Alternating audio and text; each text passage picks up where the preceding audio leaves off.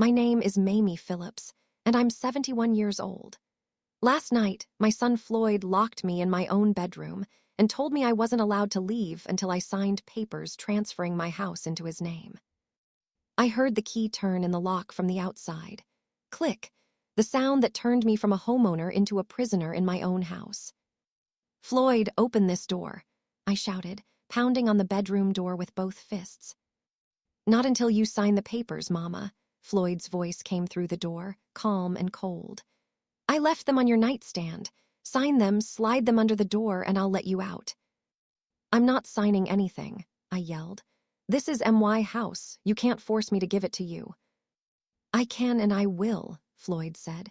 "You're not leaving that room until those papers are signed. I don't care if it takes all night, all week, however long it takes." I heard his footsteps walking away down the hall. I was 71 years old, locked in my bedroom by my own son, being held hostage until I signed away my house.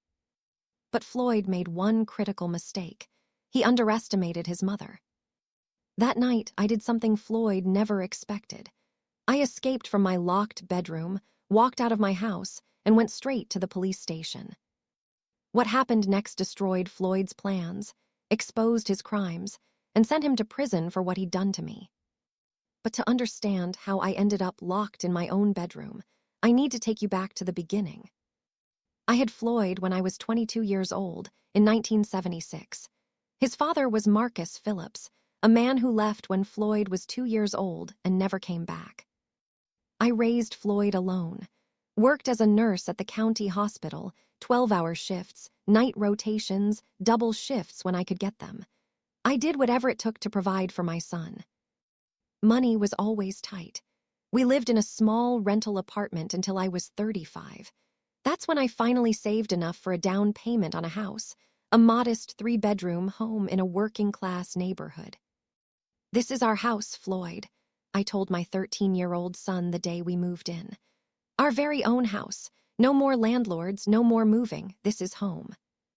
"It's kind of small," Floyd said, looking around dismissively. "It's ours," I emphasized, "and I worked very hard to buy it." Floyd never seemed to appreciate that house, or anything else I did for him. Floyd was an entitled teenager. Nothing was ever good enough. "Why can't we have a bigger house like Tyler's family?" Floyd would complain. "Because Tyler's parents both have high-paying jobs," I'd explain. "I'm a single mother working as a nurse. We have what we can afford." "That's not fair," Floyd would say. "Life isn't fair," I'd reply. "But we have a roof over our heads, food on the table, and each other. That's more than many people have." "Other kids get allowances," Floyd would complain. "Other kids have 2 parents contributing income," I'd point out. "I give you what I can."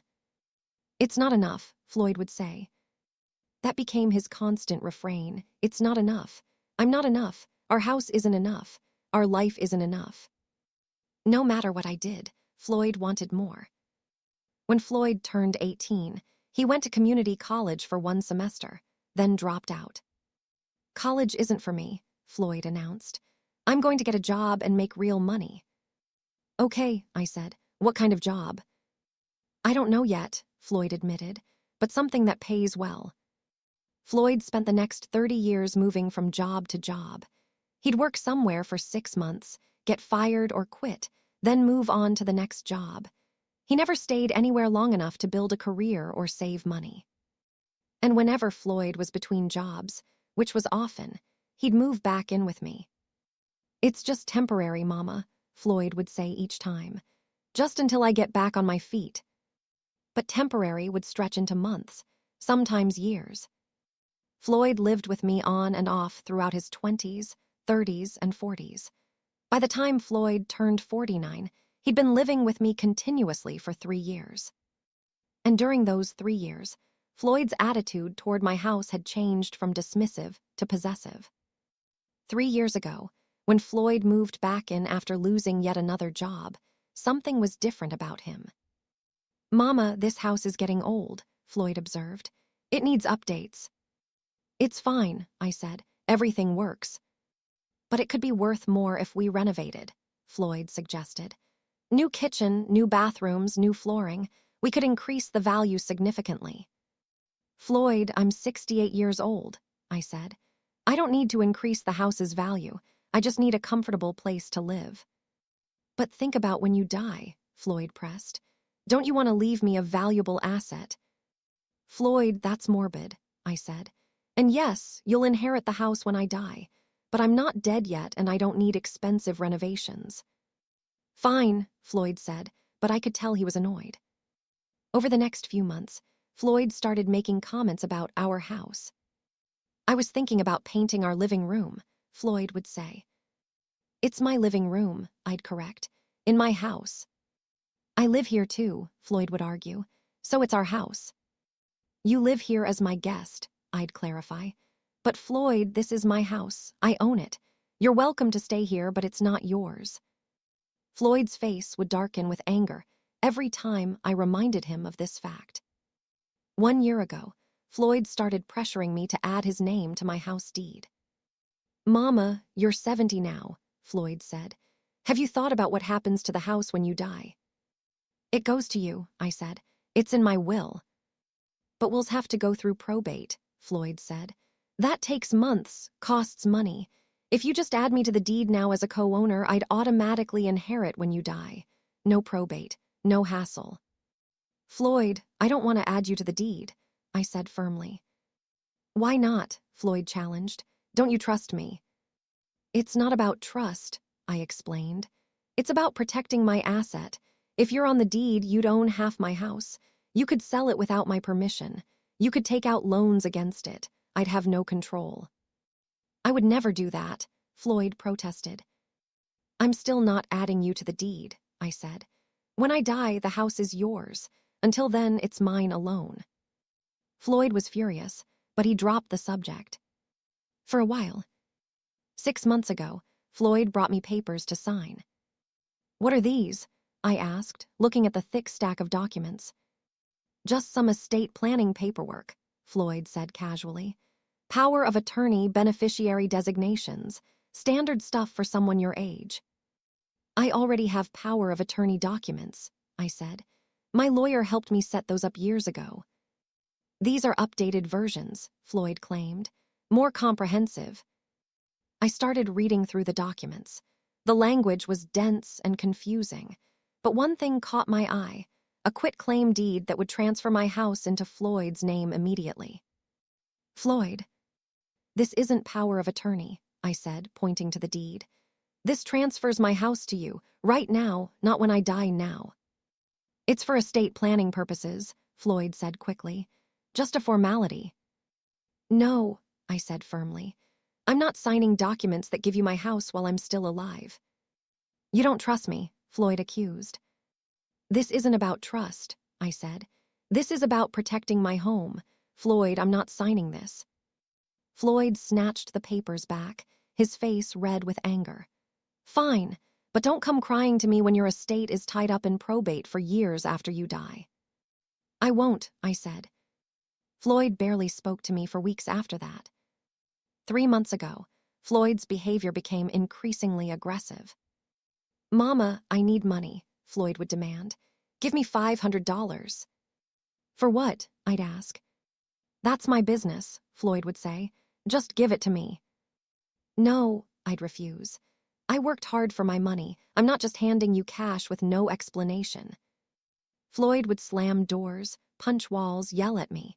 His anger was escalating. This is my house too, Floyd would shout. I live here, I have rights. You're a guest in my house, I'd correct. You have no legal rights to my property. We'll see about that, Floyd would threaten ominously. I started to feel unsafe in my own home, but Floyd was my son. Where else would he go? I told myself he'd calm down. He'd get another job. Things would get better. I was wrong. 1 month ago, Floyd made his intentions clear. Mama, I've been thinking, Floyd said. You're 71, you're getting old. You're going to need someone to take care of you soon. I'm perfectly capable of taking care of myself, I said. For now, Floyd said. But what about when you can't? What about when you need help with daily tasks? Someone to manage your money, someone to make decisions for you. If that happens, I'll hire help or move to assisted living, I said. Or I could take care of you, Floyd suggested. I'm already living here. It would make sense for me to handle your finances, manage your property, make sure you're taken care of. Floyd, are you suggesting you should have control over my finances? I asked, alarm bells ringing. Just for efficiency, Floyd said, to make things easier for you. No, I said firmly. I manage my own finances, and if I ever can't, I have legal documents specifying who has authority. It's not you. Floyd's expression darkened. Who is it then? My lawyer has copies of my power of attorney and healthcare directive, I said. If I become incapacitated, she knows what to do. You gave power of attorney to a stranger instead of your own son, Floyd asked, his voice rising. I gave it to someone who won't exploit me financially, I said bluntly. You think I'd exploit you, Floyd exploded. After everything I've... Floyd, you've been pressuring me to sign over my house for a year, I interrupted. You've demanded money with no explanation. You've claimed rights to property that isn't yours. Yes, I think you'd exploit me financially. Floyd stared at me with pure hatred. Then he said something chilling. We'll see who has control around here, Floyd said coldly. You're old, weak, I'm stronger than you, and this house is going to be mine one way or another. That night, I called my lawyer, attorney Minnie Thompson, and told her what was happening. Mrs. Phillips, your son is making threats, Attorney Thompson said seriously. You need to consider your safety. If you feel unsafe, you should ask him to leave. He's my son, I protested. I can't just kick him out. He's an adult who's threatening you, Attorney Thompson countered. Mrs. Phillips, please be careful, and if anything escalates, call the police immediately. Yesterday afternoon, everything escalated. Floyd came home carrying more legal papers. Mama, I need you to sign these, Floyd announced, dropping papers on the kitchen table.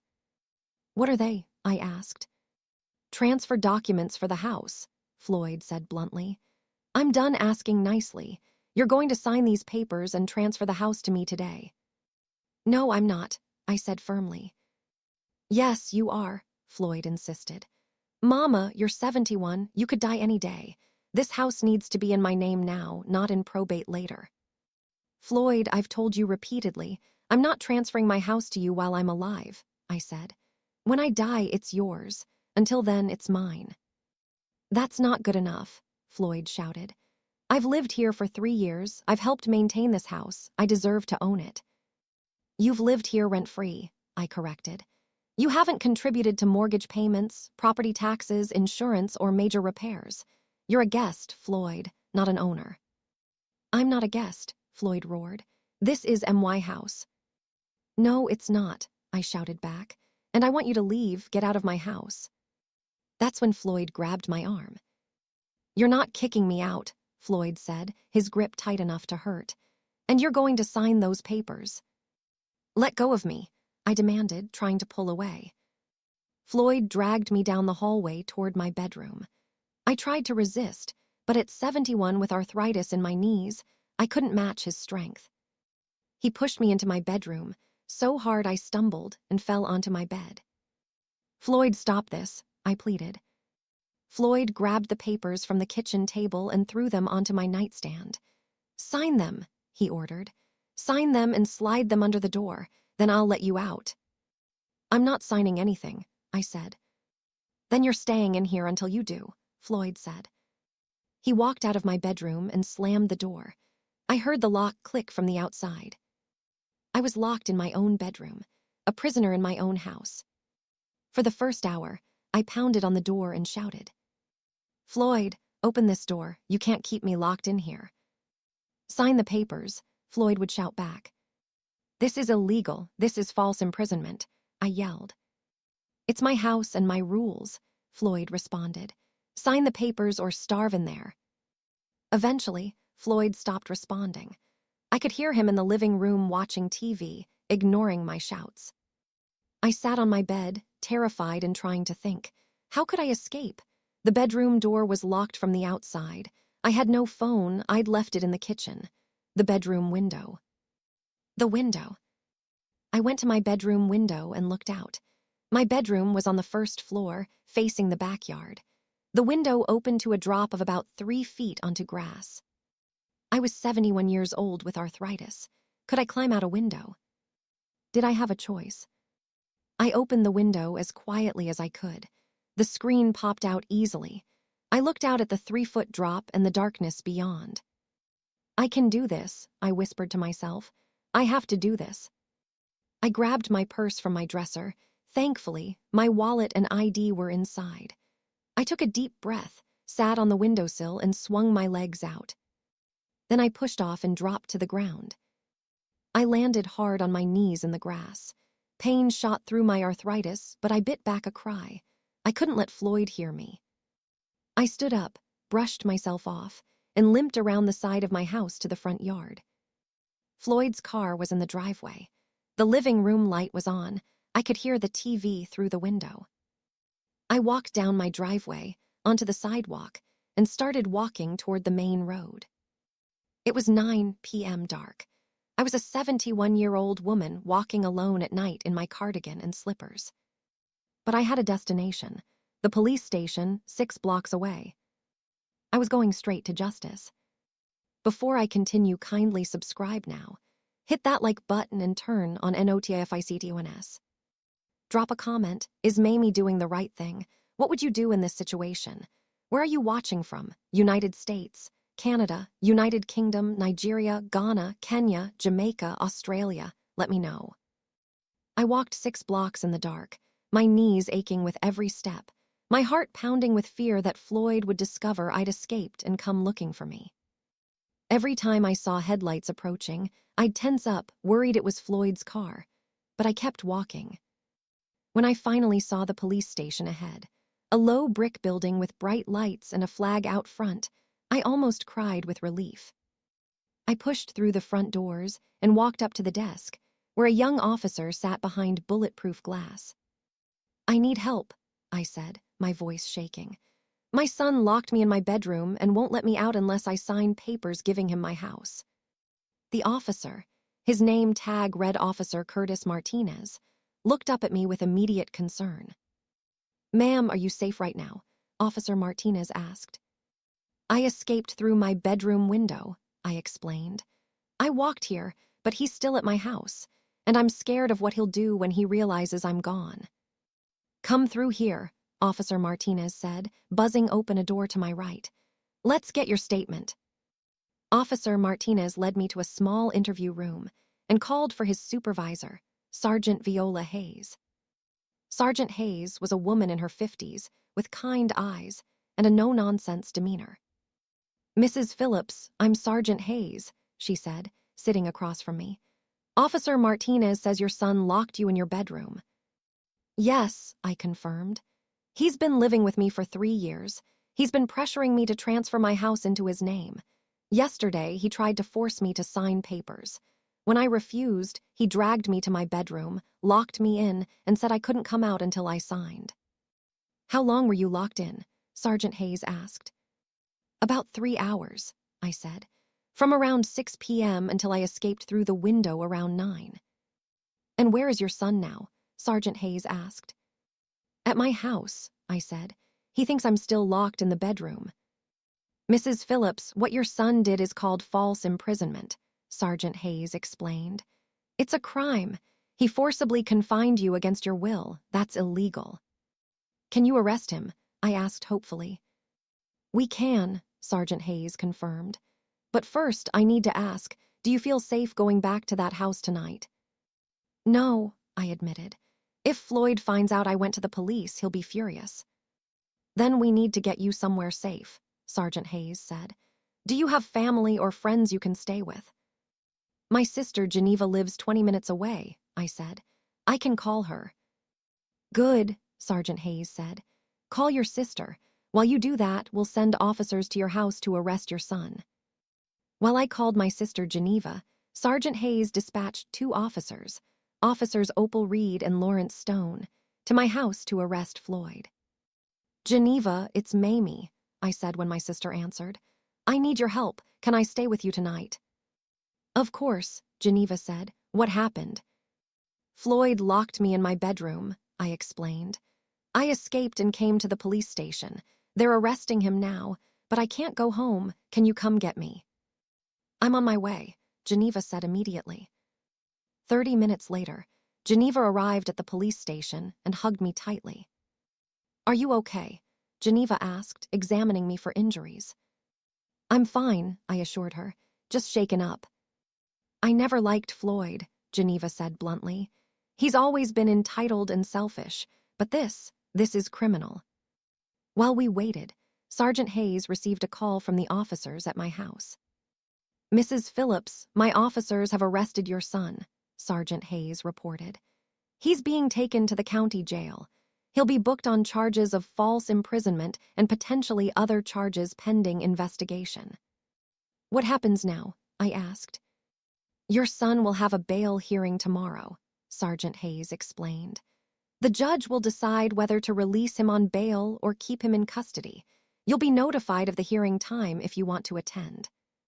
I want to attend, I said firmly. I want to make sure he doesn't get out and come after me. We're also going to connect you with victim services, Sergeant Hayes said. They can help you get an emergency protective order to keep your son away from you and your property. Geneva drove me to her house, a cozy 2-bedroom home she shared with her husband Theodore. You're staying here as long as you need, Geneva said firmly. And Theodore is going to your house tomorrow to change all the locks. Floyd has keys to my house, I realized.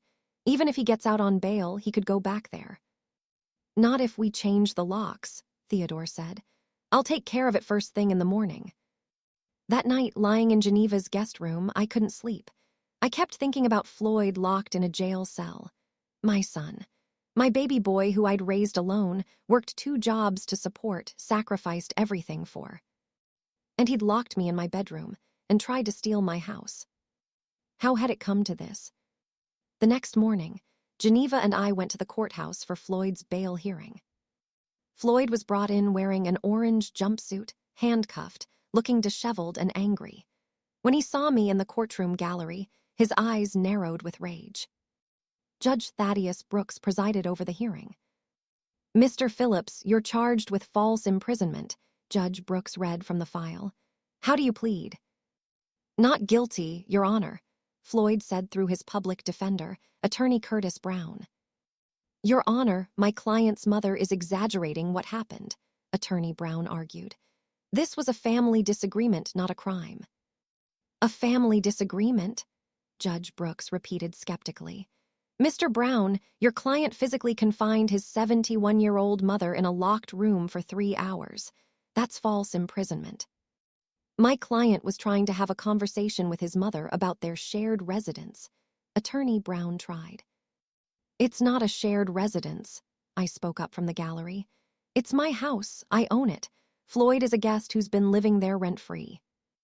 Mrs. Phillips, please wait to be called as a witness, Judge Brooks said, but not unkindly. However, she raises a good point. Mr. Brown, does your client have any ownership interest in the residence?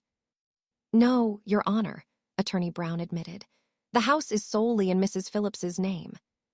So your client locked his mother in her own house, in her own bedroom, and tried to force her to sign documents transferring her property to him, Judge Brooks summarized. That's not a family disagreement. That's false imprisonment with attempted coercion. Your Honor, my client has no prior criminal record, Attorney Brown tried. But he does have a history of threatening behavior toward his mother, the prosecutor, D.A. Minnie Foster, interjected. We have evidence that Mr. Phillips has been pressuring his mother for over a year to transfer her house to him. When she refused, he escalated to violence. Violence? Judge Brooks asked sharply. Mr. Phillips grabbed his mother's arm hard enough to leave bruises, D.A. Foster said. Then he physically dragged her to a bedroom and locked her inside. Mrs. Phillips had to escape through a window at 71 years old with arthritis and walk 6 blocks to the police station. Judge Brooks looked at Floyd with disgust. Mr. Phillips, bail is set at $50,000. Additionally, I'm issuing an emergency protective order. You are to have no contact with your mother, and you are prohibited from going within 500 feet of her or her residence. Your Honor, where is my client supposed to live? Attorney Brown asked. He's been living with his mother. That's his problem, Judge Brooks said coldly. He should have thought of that before he locked her in a room. If he makes bail, he'll need to find somewhere else to live. This court is adjourned. Floyd was led away, glaring at me the entire time. After the hearing, D.A. Foster approached me. Mrs. Phillips, I'm Minnie Foster, the district attorney assigned to your case, she introduced herself. I want you to know we're taking this very seriously. Thank you, I said. The judge issued an emergency protective order, D.A. Foster explained. But we need to get you a permanent protective order that will last beyond the immediate criminal case. Can you come to my office to fill out the paperwork? Yes, I agreed. At D.A. Foster's office, I filled out a petition for a permanent protective order detailing Floyd's year of escalating threats and demands, culminating in the false imprisonment. With this evidence, we should be able to get a permanent order, D.A. Foster said. The hearing is scheduled for next week. Will you be able to testify? Yes, I said firmly. I'll testify to everything he's done. Mrs. Phillips, I also want to investigate whether additional charges are appropriate, D.A. Foster said. You mentioned your son tried to force you to sign documents transferring your house. Do you still have those documents? They should be in my bedroom on the nightstand, I said. Floyd left them there when he locked me in. We'll need to retrieve those as evidence, D.A. Foster said. They could support charges of attempted theft by coercion or attempted fraud. 2 days after Floyd's arrest, Theodore changed all the locks on my house, and Geneva accompanied me home to retrieve my belongings and the documents Floyd had tried to force me to sign. Walking into my house felt strange. It was my home, but it felt violated. Floyd had turned it into a prison. We went to my bedroom. The window was still open from my escape. The papers were still on my nightstand where Floyd had thrown them. I picked up the papers and read them carefully. They were quitclaim deeds that would transfer my house from my name to Floyd's name immediately. If I'd signed these, I'd have given Floyd my house, I said to Geneva. I'd have no ownership rights at all. You didn't sign them, Geneva said firmly, and now Floyd is in jail where he belongs. We also found other disturbing evidence in Floyd's room. Notes in his handwriting calculating my house's value, researching nursing homes, even drafting a letter declaring me mentally incompetent and requesting guardianship. Geneva, look at this, I said, showing her the guardianship letter. Floyd was planning to have me declared incompetent so he could take control of everything. We need to give all of this to the DA, Geneva said. 1 week after Floyd's arrest, DA Foster called me with shocking news. Mrs. Phillips, we've been investigating your son's background, D.A. Foster said, and we've discovered something disturbing. Your son has done this before. Done what before? I asked, confused. Targeted elderly homeowners, D.A. Foster explained. We found 2 other cases where Floyd befriended elderly people, moved in with them claiming he'd help care for them, then pressured them to transfer their homes to him. What? I said, shocked. Who? An 82-year-old woman named Lettie Washington, D.A. Foster said. Floyd lived with her for 2 years, claimed he was her caretaker, then tried to get her to sign over her house. Her daughter intervened before he succeeded. And the second victim, I asked. A 75-year-old man named Vernon Grant, D.A. Foster continued. Floyd lived with him for 18 months, again claiming to be a caretaker. Mr. Grant actually did sign documents transferring his house to Floyd before his family discovered what was happening and filed a lawsuit to reverse the transfer. Your Honor, my client maintains his innocence. Attorney Brown started. Your client locked his 71-year-old mother in a room, Judge Brooks interrupted. And we now have evidence he's done similar things to other elderly people. Bail is revoked. Mr. Phillips will remain in custody pending trial. Floyd's face went pale. Your Honor, I can't stay in jail. You should have thought of that before you committed crimes against vulnerable elderly people, Judge Brooks said. Bail denied. Before I continue, kindly subscribe now. Smash that like button and turn on NOTFICTONS. Drop a comment. Should Floyd go to prison?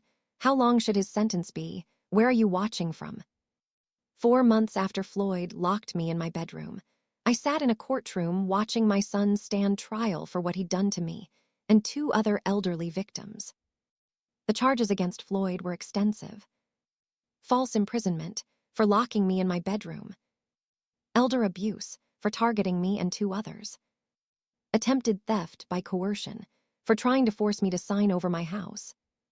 Fraud for the scheme with Vernon Grant. Assault for grabbing and dragging me.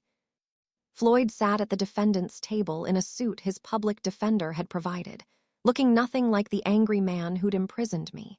He looked small, defeated, and very much like he was trying to appear sympathetic. But I knew the truth, and so would the jury. DA Minnie Foster stood to give her opening statement. Ladies and gentlemen of the jury, this case is about a predator, DA Foster began. Not the kind of predator you might imagine, but a predator nonetheless. The defendant, Floyd Phillips, systematically targeted elderly homeowners, befriended them, moved into their homes, and then tried to steal their property. She pointed to Floyd. The defendant didn't use a gun or a weapon. He used manipulation, isolation, and when that didn't work, force. He locked his own 71-year-old mother in her bedroom for 3 hours, refusing to let her out unless she signed documents giving him her house. But this wasn't his first attempt, DA Foster continued. The evidence will show that Floyd Phillips has a pattern. He targeted at least 3 elderly victims over 5 years. He's a serial predator who views elderly homeowners not as people, but as opportunities. Floyd's lawyer, attorney Curtis Brown, tried to paint a different picture in his opening statement. Ladies and gentlemen, this is a case about a family disagreement that got out of hand, Attorney Brown argued. Floyd Phillips has lived with his mother for 3 years. He helped maintain her home. He cared for her. When they had a disagreement about the house's future, things escalated. But this wasn't a crime. This was a family conflict. As for the other alleged victims, Attorney Brown continued, my client was simply trying to help elderly people who needed assistance. There was no scheme, no predation, just a son trying to help his mother and a man trying to help others. I sat in the gallery listening to Attorney Brown's lies and felt my anger rising. Floyd hadn't helped me. He'd terrorized me. On the second day of trial, I was called to testify. DA Foster walked me through my story. Floyd living with me rent-free for 3 years, his escalating demands for control of my house, his threats, and finally, the day he locked me in my bedroom. Mrs. Phillips, please describe what happened on the evening of the incident, DA Foster prompted. I took a deep breath. Floyd came home with papers demanding I sign them immediately. When I refused, he grabbed my arm and dragged me to my bedroom. He pushed me so hard I fell on the bed. Then he threw the papers on my nightstand and told me I wasn't allowed to leave until I signed them. What did you do? DA Foster asked. I pounded on the door. I shouted. I begged him to let me out, I said. But he just said, sign the papers, and walked away. I could hear him watching TV in the living room while I was locked in my own bedroom. How did you escape? DA Foster asked. I climbed out my bedroom window, I explained. I'm 71 years old with arthritis. It was a 3-foot drop. I hurt my knees landing on the grass, but I had to escape. I walked 6 blocks to the police station. Mrs. Phillips, why did you go to the police instead of calling a family member? DA Foster asked. Because what Floyd did was a crime, I said firmly. He imprisoned me in my own home. He tried to steal my house. I wanted him arrested. And how do you feel about your son now? DA Foster asked. I looked directly at Floyd. Heartbroken, I raised him alone, gave him everything I could, and he repaid me by terrorizing me and trying to steal the one asset I have. He's not the son I thought I raised. Attorney Brown tried to discredit my testimony during cross-examination. Mrs. Phillips, isn't it true that you added your son to your bank accounts? Attorney Brown asked. No, I said firmly. Floyd has never been on my bank accounts. But he lived in your house, Attorney Brown pressed. Didn't you consider it our house? No, I said. It's my house, I own it. Floyd lived there as my guest rent-free. Mrs. Phillips, you're 71 years old, Attorney Brown said. Isn't it possible you misunderstood your son's intentions? That he was trying to help you with estate planning, not steal from you? I understood perfectly, I said. Floyd has been pressuring me for over a year to transfer my house to him. When I refused, he locked me in my bedroom and tried to force me to sign papers. That's not help. That's theft. But you escaped through a window at 71, Attorney Brown said skeptically. If you were really imprisoned, how were you able to escape so easily? Because Floyd underestimated me, I said. He thought locking the bedroom door was enough. He didn't consider that I'd climb out a window and walk to the police station in the dark. He was wrong. The next witness was Lettie Washington, the 82-year-old woman Floyd had targeted before me. Lettie was frail but sharp, and her testimony was devastating. How did you meet the defendant? D.A. Foster asked. At the senior center, Lettie said. He seemed nice. He offered to help me with yard work. I'm 82. I can't do heavy work anymore. I was grateful for the help. What happened next? D.A. Foster prompted. Floyd started coming by regularly, Lettie explained. He'd do repairs, run errands, keep me company. He said he worried about me living alone. After a few months, he asked if he could move in to take care of me. Did you agree? D.A. Foster asked. Yes, Lettie admitted. I was lonely, and he seemed genuinely helpful at first. When did things change? D.A. Foster asked. About 6 months after he moved in, Floyd started talking about my house, Lettie said. He said I should add him to the deed since he was taking care of everything. I said no. That's when he got angry. How did he react? D.A. Foster asked. He started controlling everything, Lettie said. He'd go through my mail. He'd answer my phone and tell my daughter I was busy or sleeping. He isolated me from my family. Then he brought me papers to sign. What kind of papers? D.A. Foster asked. A quitclaim deed transferring my house to him, Lettie said. He told me it was just for estate planning. But when I showed the papers to my daughter, she said Floyd was trying to steal my house. What did you do? D.A. Foster asked. My daughter called the police, Lettie said. Floyd left before they arrived, but he took things with him, jewelry, cash, even my checkbook. I had to change all my locks and get a restraining order. Did you ever get your belongings back? D.A. Foster asked. No, Lettie said sadly. Floyd disappeared until now. The most damaging testimony came from Vernon Grant. The 75-year-old man Floyd had actually succeeded in defrauding. Vernon was a widower living alone when Floyd targeted him. Mr. Grant, how did you meet the defendant? D.A. Foster asked. At church, Vernon said. Floyd started sitting next to me at services. He seemed friendly. He offered to help me with things around my house. What happened? D.A. Foster asked. Floyd moved in about 3 months after we met, Vernon explained. He said he'd lost his apartment and needed a place to stay temporarily.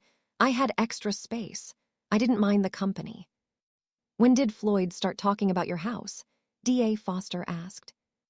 Almost immediately after moving in, Vernon said. He'd say things like, "This house is too big for you," or "You should think about downsizing." Then he started talking about how it would be easier if we were co-owners. Did you agree to make him a co-owner? D.A. Foster asked. Eventually, Vernon admitted, shame in his voice. Floyd was very persuasive. He said if something happened to me, having him on the deed would make things easier. He wore me down. I signed the papers. Did you understand what you were signing? D.A. Foster asked. Floyd told me it was just adding him as a co-owner, Vernon said. But the papers actually transferred the entire house to him. I signed away my house completely. How did you discover this? D.A. Foster asked. My son came to visit and asked why Floyd was there, Vernon explained. I told him Floyd was helping me. My son got suspicious and checked property records. That's when we discovered Floyd owned my house entirely. I had no ownership rights left. What did you do? D.A. Foster asked. My son hired a lawyer, Vernon said. We sued Floyd to reverse the transfer, claiming I'd been defrauded. It took 8 months and cost me $30,000 in legal fees, but we got my house back. And where is Floyd during this lawsuit? D.A. Foster asked. He'd already moved on, Vernon said. Left my house and disappeared. We had to track him down through the lawsuit. Vernon looked at Floyd with sadness. I trusted him. I thought he was my friend, but he was just waiting for the right moment to steal from me. Against his lawyer's advice, Floyd chose to testify in his own defense. It was a disaster. Mr. Phillips, why did you lock your mother in her bedroom? D.A. Foster asked during cross-examination. I didn't lock her in, Floyd claimed. The door was stuck. She panicked and thought she was locked in. The door was locked from the outside with a key, D.A. Foster said. Police found the key still in the lock. How did the door accidentally lock itself from the outside? Floyd had no good answer. Mr. Phillips, why did you demand your mother sign papers transferring her house to you? D.A. Foster asked. I was trying to help her with estate planning, Floyd claimed. Help her by taking her house away while she's still alive, D.A. Foster challenged. It was for her own good, Floyd insisted. She's old. She needs someone to manage things for her. Your mother testified she's perfectly capable of managing her own affairs, D.A. Foster said. And her doctor confirmed she has no cognitive impairment. So why did you think you needed to manage her property? Because I've been living there for 3 years, Floyd burst out. I've maintained that house. I deserve to own it. You lived there rent-free, D.A. Foster corrected. You contributed nothing to mortgage, taxes, insurance, or major repairs. Your mother allowed you to live there as her guest. That doesn't give you ownership rights. She's my mother, Floyd shouted. Everything she has should go to me eventually. I was just trying to make that happen sooner.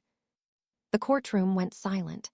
Floyd had just admitted he was trying to steal his mother's house before she died. His lawyer put his head in his hands. D.A. Foster presented damning physical evidence. The quitclaim deeds Floyd had tried to force me to sign, transferring my house entirely to him. Floyd's handwritten notes calculating my house's value, researching nursing homes, and planning to declare me incompetent.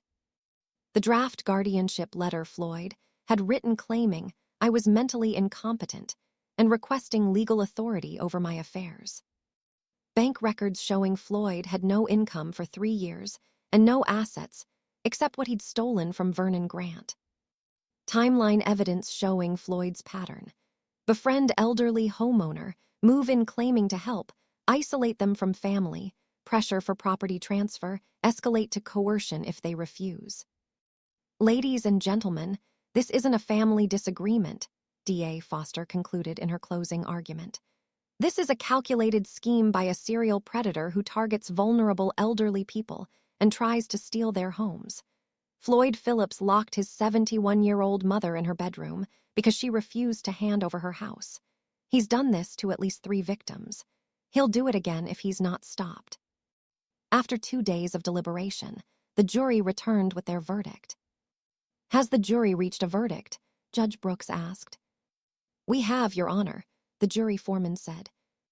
On the charge of false imprisonment, how do you find the defendant? Guilty. On the charge of elder abuse, how do you find the defendant? Guilty. On the charge of attempted theft by coercion, how do you find the defendant? Guilty. On the charge of fraud, how do you find the defendant? Guilty. On the charge of assault, how do you find the defendant? Guilty. Guilty on all charges. Floyd's face went white. His lawyer tried to comfort him, but Floyd just sat there staring ahead in shock. Judge Brooks scheduled sentencing for 2 weeks later. 2 weeks later, I returned to court for Floyd's sentencing. D.A. Foster argued for maximum sentences.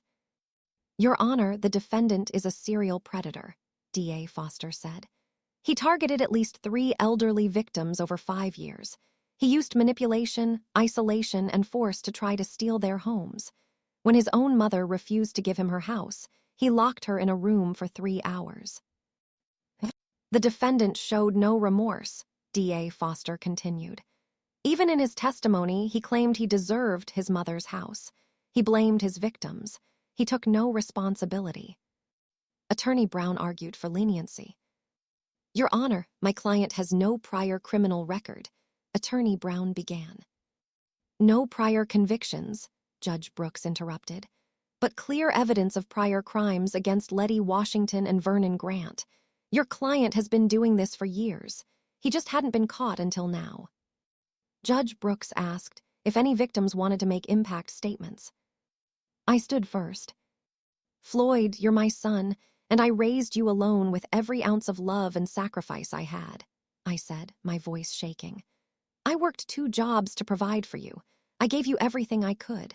And when you were grown and struggling, I let you live in my home rent-free for 3 years. You repaid me by terrorizing me, I continued, by demanding my house, by locking me in my bedroom, by treating me not as your mother but as an obstacle to property you thought you deserved. You didn't just steal money or property, I concluded.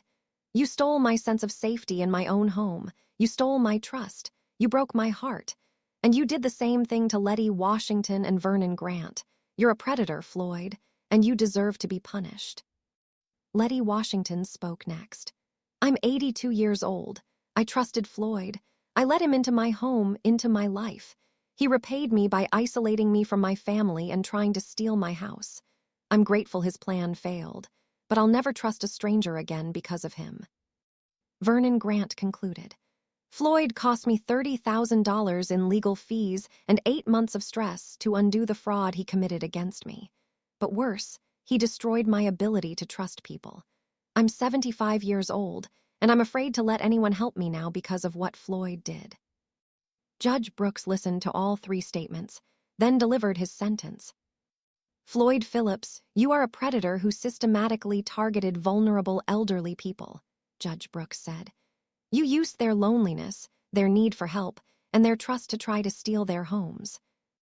You locked your 71-year-old mother in her bedroom and tried to coerce her into signing away her house, Judge Brooks continued. When that failed, you would have moved on to another victim. This pattern must be stopped.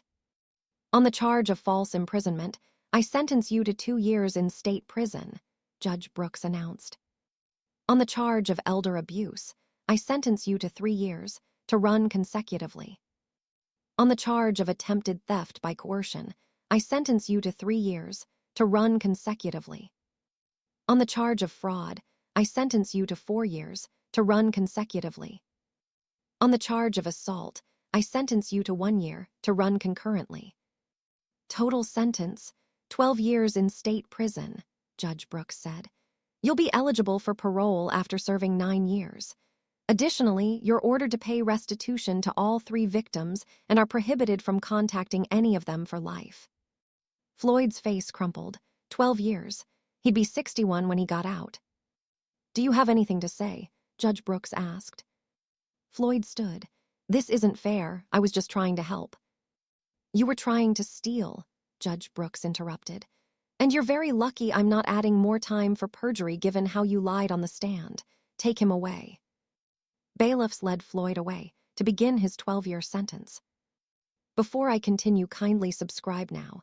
Smash that like button and turn on NOTIFICTONS. Drop a comment. Is 12 years enough or too harsh? Would you testify against your child? Where are you watching from? 3 years after Floyd was sentenced to 12 years in prison, I sat on my front porch, the porch of the house I still owned, the house Floyd had tried to steal, and reflected on how my life had completely transformed. Floyd had locked me in my bedroom thinking he could force me to give up my home, my security, my independence. Instead, I'd escaped through a window, walked straight to the police station, and sent him to prison. And in doing so, I'd reclaimed not just my house, but my life. Let me tell you what happened after Floyd went to prison.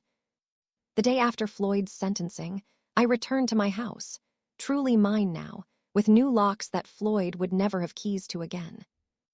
My sister Geneva had helped me clean out Floyd's room while he was in jail awaiting trial. We'd packed up his belongings and put them in storage. If Floyd wanted them when he got out of prison in 12 years, he could retrieve them. But they weren't staying in my house. "How do you feel?" Geneva asked as we stood in what used to be Floyd's room, now empty except for a bed and dresser. "Free," I said simply. "For the first time in 3 years, I feel free in my own home." Geneva hugged me. "You did the right thing, Mamie. Pressing charges, testifying, seeing it through. A lot of people would have backed down because he's family." "Family doesn't lock you in rooms and try to steal your house," I said. "What Floyd did was criminal. He deserved consequences." Over the next few weeks, I reclaimed my house room by room. I repainted the living room. I rearranged furniture. I planted flowers in the front yard. I made the house feel like mine again, not like a place where I'd been terrorized. 2 months after Floyd's sentencing, DA Minnie Foster called me with an invitation. "Mrs. Phillips, I'm organizing a support group for victims of elder financial abuse," DA Foster said. "Would you be interested in participating?" "What kind of support group?" I asked. "A place where victims can share experiences and resources," DA Foster explained. "And frankly, Mrs. Phillips, your story is inspiring. You fought back. You won. Other victims need to hear that." I agreed to join. At the first meeting, there were 12 of us, all elderly people who'd been victimized by family members or people they trusted. When it was my turn to share, I told my story. Floyd living with me for 3 years, his escalating demands, the day he locked me in my bedroom, my escape through the window, walking to the police station, pressing charges, testifying at trial, and his 12-year prison sentence. "You climbed out a window at 71, one woman asked in amazement. "I had no choice," I said. "Stay trapped or escape, I chose escape." "And you testified against your own son," another man asked. "He committed crimes against me," I said. "Being my son didn't give him the right to imprison me or steal my house. He needed to face consequences." After the meeting, several people approached me privately. "My daughter has been pressuring me to add her to my house deed," one woman confided. "After hearing your story, I realize she's trying to do what Floyd did to you." "Don't add her," I advised. "Protect your assets, and if she pressures you, document everything if it escalates. Call the police like I did." "My son has power of attorney," another man said. "He's been taking money from my accounts without asking. I didn't know that was illegal." "It is illegal," I confirmed. "Power of attorney doesn't give someone the right to steal. You should report it." These conversations continued at every support group meeting, and I realized something. My story was helping other people recognize abuse and fight back. 6 months after Floyd's sentencing, I did something I never expected. I became an advocate for elder abuse victims. DA Foster connected me with organizations that work to prevent elder financial abuse. I started speaking at senior centers, community groups, and even law enforcement trainings. I'd tell my story and then explain the warning signs. If an adult, child, or caregiver is pressuring you to sign documents, that's a red flag. If someone is isolating you from family and friends, that's abuse. If someone is demanding access to your bank accounts or property, protect yourself. If someone threatens you or uses force, call the police immediately. What happened to me was a crime. What's happening to you might be a crime too. After each presentation, people would approach me with their own stories or concerns. Some were already being victimized. Some suspected abuse but weren't sure. Some just needed to hear that they had rights and options. "You're making a real difference," DA Foster told me after one particularly well-attended presentation. "People listen to you because you lived it. You're not just talking about elder abuse in the abstract. You survived it and fought back." Through my advocacy work, I stayed in touch with Lettie Washington and Vernon Grant, Floyd's other victims. Lettie, now 85, had recovered from Floyd's attempted theft, but remained wary of strangers. "I'm more careful now," Lettie told me during one of our regular phone calls. My daughter checks in on me daily. I don't let anyone I don't know well into my house, and I would never give anyone access to my finances. That's wise, I said. Trust but verify and protect your assets. Mamie, thank you for pressing charges, Lettie said. If you hadn't, Floyd would still be out there targeting other elderly people. You stopped him. Vernon, now 78, had also become more cautious. After what Floyd did, I didn't trust anyone for a long time, Vernon admitted. But I'm learning to trust again, carefully, and I keep all my legal documents locked up where no one can access them without my explicit permission. That's smart, I said. Protecting yourself isn't being paranoid, it's being prudent.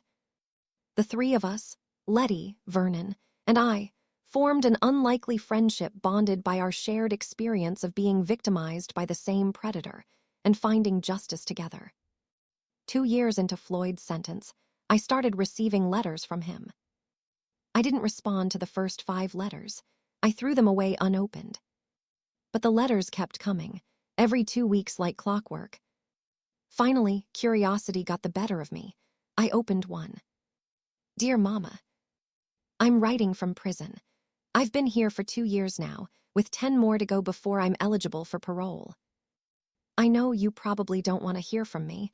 I know what I did was unforgivable, but I need to write this even if you never read it. Prison has given me a lot of time to think about what I did, not just to you, but to Lettie and Vernon too. I targeted vulnerable people, manipulated them, and tried to steal from them. I was a predator. I've been attending counseling here. It's mandatory for inmates with my charges, but I've started going voluntarily too. The counselor has helped me understand that I've always felt entitled to things I didn't earn. I always thought the world owed me something. I thought you owed me your house because I was your son. I thought living with you for 3 years gave me rights to your property. I was wrong about everything. What I did, locking you in your bedroom, trying to force you to sign papers, that was criminal. You were right to go to the police. You were right to press charges. You were right to testify against me. I'm not asking for forgiveness. I don't deserve it. I just want you to know that I finally understand what I did, and I'm ashamed. I love you, Mama. I'm sorry for everything. Floyd. I read the letter 3 times, tears streaming down my face. Was Floyd's remorse genuine? Had prison actually changed him? Or was this just manipulation, the same manipulation he'd used on me, Lettie, and Vernon? I didn't know, and I wasn't ready to find out. I put the letter in a box and didn't respond. 3 years after Floyd's sentencing, I made a decision about my estate planning. I met with my lawyer, attorney Minnie Thompson, to update my will. Mrs. Phillips, you previously had Floyd as your sole beneficiary, attorney Thompson said. Given everything that's happened, I assume you want to change that. Yes, I confirmed. I want to leave my house and assets to organizations that help elder abuse victims, specifically organizations that helped me. That's a wonderful legacy, Attorney Thompson said. And Floyd? Floyd gets nothing, I said firmly. He tried to steal my house while I was alive. He doesn't get it when I'm dead. I'll draft the new will, Attorney Thompson said. And Mrs. Phillips, I recommend adding a clause specifically stating that you're intentionally excluding Floyd and explaining why. That way, if he tries to contest the will claiming you forgot him, the court will see you deliberately chose to disinherit him. Good idea, I agreed. My new will left my house and remaining assets to 3 organizations. The Elder Abuse Prevention Program that had supported me. The support group D.A. Foster had created. A legal aid fund for elderly people fighting financial exploitation. Floyd would inherit nothing, and the will explicitly stated why. I am intentionally excluding my son, Floyd Phillips, from this will. Floyd criminally victimized me and other elderly individuals, for which he was convicted and sentenced to 12 years in prison. I do not wish to reward his criminal behavior with inheritance. It felt right. Floyd had tried to take my house through force and fraud. Instead, my house would help protect other elderly people from predators like him. 3 years after escaping through my bedroom window, My life was completely transformed. I was 74 years old, living independently and safely in my home. I'd become an advocate, speaking regularly about elder abuse prevention. I'd helped dozens of elderly people recognize warning signs and protect themselves. I'd formed meaningful friendships with other survivors. I'd reclaimed not just my house, but my sense of safety, autonomy, and purpose. Floyd had tried to make me a victim. Instead, I'd become a survivor and an advocate. 3 years into Floyd's sentence, I received notification that Floyd would be eligible for his first parole hearing in 6 more years. The notification explained that as a victim, I had the right to submit a statement supporting or opposing parole, and I could attend the hearing if I wished. 6 more years felt both very far away and very close. Would Floyd have genuinely changed by then? Would 9 years in prison transform him from a predator to a reformed person? I didn't know, but I knew one thing: whether Floyd changed or not, I'd already moved on. My healing didn't depend on his transformation. My peace didn't require his redemption. I'd escaped, I'd fought back, I'd won. And that was enough. Now, at 74 years old, I wake up every morning in my house. My house that I own, that Floyd tried to steal, that I fought to keep. I make coffee in my kitchen where no one tells me what to do or threatens me. I sit on my porch where I can watch the sunrise in peace. I live on my terms, safely, independently, purposefully. Floyd locked me in my bedroom thinking he could force me into submission, thinking I was too old and weak to fight back, thinking I'd eventually give him what he wanted. He was wrong about everything. That night, I escaped through a window at 71 years old with arthritis, climbed down 3 feet to the ground, and walked 6 blocks in the dark to the police station. I walked straight to justice. And justice came in the form of Floyd being convicted on all charges and sentenced to 12 years in prison. Floyd is now 52 years old, sitting in a prison cell, with 6 more years before he's even eligible for parole. I'm 74, living in the house he tried to steal, using my experience to help other elderly people protect themselves from predators like him. My son locked me in my room, thinking he could take everything from me. Instead, I took my freedom back. I proved that age doesn't mean weakness, that being 71 doesn't mean being helpless, that when someone commits a crime against you, even if it's your own child, you have every right to seek justice. Floyd thought locking the bedroom door was enough to control me. But he forgot about the window. And through that window, I escaped to freedom, to justice, and to a life rebuilt on my own terms.